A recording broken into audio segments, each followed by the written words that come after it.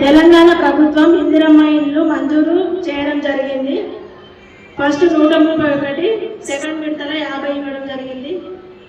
మన రేవంత్ రెడ్డి అన్నకు ధన్యవాదాలు చెప్తున్నాను.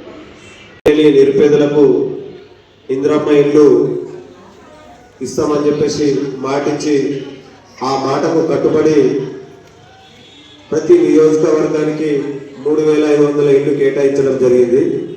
అందులో భాగంగా మనకు గతంలో మన మున్సిపాలిటీ 131 ఇల్లు కేటాయించడం జరిగింది. మరియు ఈరోజు 50 మందికి ఇల్లు మంజూరీ జరిగి పట్టాలు ఇవ్వడం జరిగింది. ఈ ప్రభుత్వం గతంలో మాట ఇచ్చిన ప్రకారం మాటకు కట్టుబడి ప్రతి నిరుపేద కుటుంబానికి ఇల్లు అందించే విధంగా కార్యక్రమాలు చేపడుతుంది.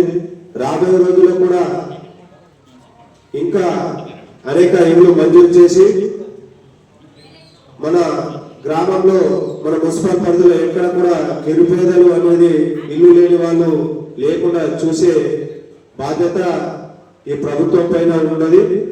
కాబట్టి కంపల్సరీ మీరు రాని వాళ్ళు కూడా, అంటే వచ్చిన వాళ్ళు ఇక్కడికి వచ్చారు, మీ ఇంటి పక్క వాళ్ళు రాని వాళ్ళు కూడా అధైర్యపడకుండా రాబోయే రోజుల్లో వారికి కూడా ఇల్లు కంపల్సరీ వస్తాయి.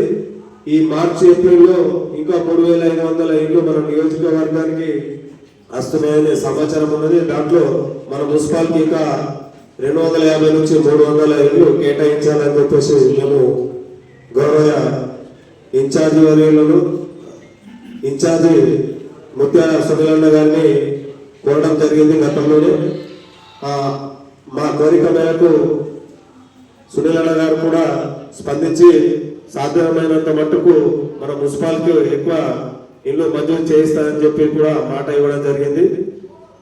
అందుకని మీరు వచ్చిన వాళ్ళు రాని వారికి కూడా ఇంటి దగ్గరికి వెళ్ళి ప్రతి ఒక్కరికి మీకు కూడా రాబోయే రోజుల్లో వస్తాయి. ఇప్పటిదాకా మీటింగ్ జరిగింది, ఆ మీటింగ్ లో చెప్పడం జరిగిందని చెప్పేసి ఈ సందేశాన్ని వాళ్ళ వరకు చేరే విధంగా మీ ప్రయత్నం చేయాలని చెప్పేసి ఈ అవకాశం ఇచ్చినటువంటి మున్సిపల్ చైర్పర్సన్ కు, అదేవిధంగా municipal manager sir Narender sir గారికి, గౌరవ కౌన్సిలర్లకు, ఇక్కడ వచ్చినటువంటి బెనిఫిషియర్లందరికీ, ఇందిరమ్మ బెనిఫిషియర్లందరికీ పేరు పేరున నమస్కారాలు తెలుపుతూ